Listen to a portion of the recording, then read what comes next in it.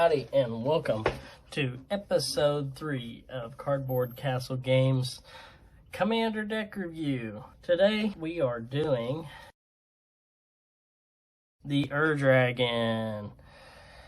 Everybody knows Ur-Dragon. He's been a beloved commander ever since he was first printed in 2017 in the Commander deck. And then he actually recently just got a reprinting in Commander Masters, making him tank. Whenever I got this one to build my Dragon deck, it was like $75. This Commander 2017 printing, now he's down to like $45. That's how it goes. Anyways, we're going to be reviewing this one today, telling you how it runs and whatnot. Pretty straightforward. It's Dragon themed. Who would have known? So, Eminiscence, as long as the Ur-Dragon is in the command zone or on the battlefield, other dragon spells cost 1 less to cast. He's a flying 10/10 with whenever one or more dragons you control attack. Draw that many cards, then you may put a permanent card from your hand onto the battlefield. Sounds like he tries to cheat some dragons into play, but that is the name of the game for this one. We got Nicol Bolas, the dragon god himself. And this art is absolutely astonishing and beautiful. Nicol Bolas, the Dragon God, has abilities of all of the Planeswalkers on the battlefield. His +1 is you draw a card, each opponent exiles a card from their hand or permanent they control. -3, destroy target creature or Planeswalker.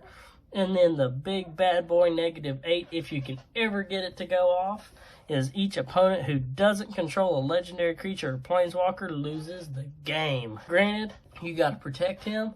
That way you can get there. It's going to take a couple turns to get there, but if you can, it's definitely worth it. We got Savitri Dragon Master. Until the next turn, creatures can't attack you or Planeswalkers you control unless their controller pays 2 life for each of those creatures. -3, search your library for a dragon card, reveal it and put it into your hand, and shuffle. -7, destroy all non-dragon creatures. So it's a big boom boom spell. Ugin, the Spirit Dragon. +2, Ugin Spirit Dragon deals 3 damage to target creature or player. -X is exile each permanent with converted mana cost X or less, that's 1 or more colors. -10, you gain 7 life, draw 7 cards, then put up to 7 permanents card from your hand onto the battlefield. Now we're getting into our creature base here. So we got Miram, the Sentinel Worm himself. Flying, Ward 2. Whenever another non-token dragon creature enters the battlefield under your control, create a token that's a copy of it, except for that token isn't legendary if that dragon is legendary. So we're going to copy a whole bunch of dragons, and we're going to swing out wide. Morofin, the Boundless. Since he is a changeling, he is every creature type, so he is a dragon, even though he looks real funky. As Morofin the Boundless enters the battlefield, choose a creature type. Spells of the chosen creature type you cast cost Wooburg less to cast. This effect reduces only the amount of colored mana you pay. Other creatures you control of the chosen type get +1/+1. So if Morofin's on the battlefield, and then you got Ur-Dragon either on the battlefield or in the command zone, then they're going to cost Wooburg less and 1 less. Other creatures you control of the chosen type get +1/+1. That's kind of eh. Then we got Ramos, the Dragon Engine. Flying, whenever you cast a spell, put a +1/+1 counter on Ramos Dragon Engine for each of those spells' colors. Remove 5 of the +1/+1 counters from Ramos. Add double Wooburg to your mana pool. Activate this ability only once each turn. Now imagine if everything was Wooburg less, 1 less, and we had tons of mana sitting around and floating around. We could do some stupid stuff. Then we got Tiamat himself. Flying, whenever Tiamat enters the battlefield, if you cast it, search your library for up to 5 dragon cards not named Tiamat that each have a different name, reveal them, put them into your hand, then shuffle. Sounds like he's going to bring the party with him. 2-headed Hellkite.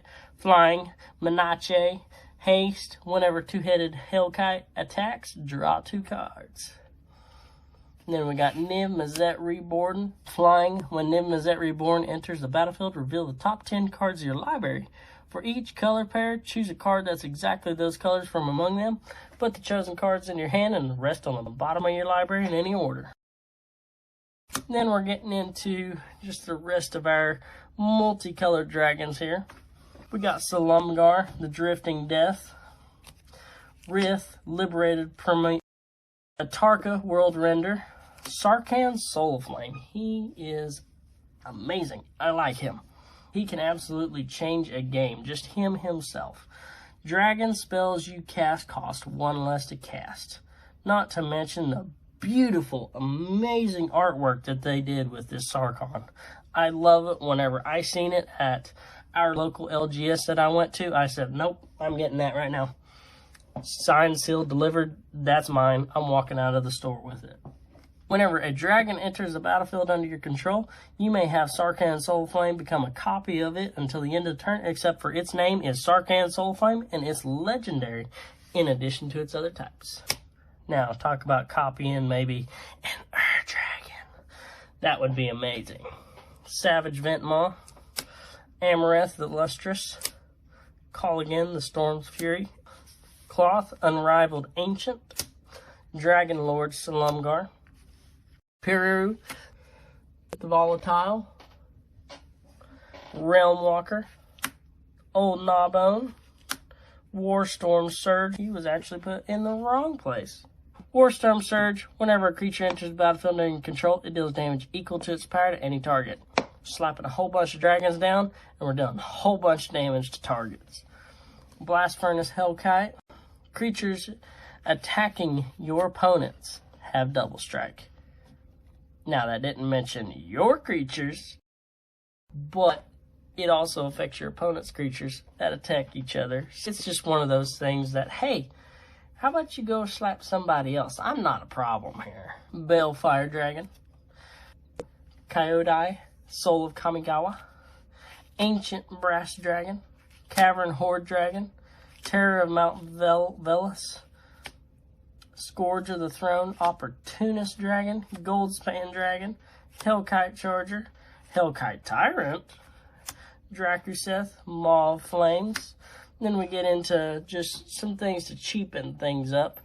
Dragon Lord Servant, dragon spells you cast cost 1 less to cast. Dragon Speaker Shaman, dragon spells you cast cost 2 less to cast. And then we get into our spells. I mean, think about it. Just Dragon Lord Servant, Dragon Speaker Shaman, that's 3 right there. Dragon, that's 4. And then if you get Morofin on there, it's Wooburg and 4. That is a free Dragon you can play. Well, Dragon don't count for itself, so you'd have to pay 1 colorless, but still, it's free. Almost. Factor Fiction, Coloss Will, Dramoka's Command, Colligan's Command, Atarka's Command, Outpost Siege. Then we get into our really, really nice enchantments here. Kindred Discovery. As Kindred Discovery enters the battlefield, choose a creature type. Whenever a creature you control of the chosen type enters the battlefield or attacks, draw a card, giving us more options of what we want to do. Kindred Dominance. Choose a creature type. Destroy all creatures that aren't of the chosen type. So we're pretty much just saying, we're only allowing dragons here today, guys, so anything else can get out that door. Door to Nothingness. Door to Nothingness enters the battlefield tapped. Double Wooburg, tap it, sacrifice Door to Nothingness, target player loses the game. So you can kind of see the combo here. You play Door to Nothingness. If there was a way that it could enter untapped, which we have in here, then you have your Ramos, take the 5+1/+1 counters off of it, get double Wooburg. You have a free, you're out of here. Here's my revenge. Pretty much what it's for. Coat of Arms. Each creature gets +1/+1 for each other creature in play that shares a creature type with it. What's bigger than dragons? And an army of dragons? An army of dragon with +1/+1 for each other dragon. That's what Coat of Arms is for. Urza's Incubator. As Urza's Incubator enters the battlefield, choose a creature type. We're going to choose dragons. Creature spells of the chosen type cost 2 less to cast, and that's the colorless mana. So Morphin has the Wooburg, and then we got our Dragon Lord Servant and Dragon Speaker Shaman. There's 3. Urza's Incubator, that's 5, and Wooburg that we're taking off of the costs. We're trying to get dragons out super, super, super cheap. Now, we're getting into the part of the deck where we are wanting to cheat them into play. Quicksilver Amulet. 4, tap it. You may put a creature card from your hand onto the battlefield. Boom. We're going to slap down a Tiamat, or we're going to slap down any other expensive dragon here. Cavern Horde Dragon that costs 9. Nope. He costs 4. Dragon Arch. Tap 2. Tap it. You may play a multicolored creature card from your hand onto the battlefield. Fist of Suns. You may pay Wooburg rather than pay the mana costs for spells that you control. You got Morphin here that is taking out the Wooburg. If you have Fist of Suns on there, you may pay Wooburg rather than pay the cost. So it's free. It is free. And you can just play as much dragons as you want because everything's free. Minion of Menache. Whenever Minion of the Mighty attacks, if you attacked with creatures with a total power 6 or greater this combat, you may put a dragon creature card from your hand onto the battlefield, tapped and attacking. That sounds nice to me. I say let's do it. Then we got Monster Manual. The sorcery part of it is mill 5 cards and return a creature card milled this way to your hand. Tap 1, tap Force, tap it. You may put a creature card from your hand onto the battlefield. We're just going to try to cheat them out. Belbe's Portal. As Belbe's Portal come into play, choose a creature type. Tap 3, tap Belbe's Portal. Put a creature card of the chosen type from your hand into play. Why not? And then we're going to get into our ramp spells. We got an Arcane Signet. We got a Manolith. We got a Timeless Lotus. We got an Armillary Sphere. We got a Thran Dynamo. A Soul Ring. Obelisk of Grixis. Commander Sphere. Chromatic Lantern to fix our mana base a little bit. And then we get to Amulet of Vigor. Whenever a permanent enters the battlefield tapped and under your control, untap it. Door to nothingness. We're going to take somebody out this turn. And then we're getting into our land base. I guess for myself, it has a very expensive mana base. The mana base is $367. And that is just the mana here. And that's not completely fixed. That's just for what I have now. Which, we have Arid Mesa. We got a Breeding Pool. We got a Hallowed Fountain. We got a Keecher Triome. Misty Rainforest. Rejuvenating Springs. Rootbound Crag. Savai Triome. Then we got a Scalding Tarn. We got a Spars Headquarters. We got a Steam Vents. We got a foil Stomping Ground, full art from Unfinity.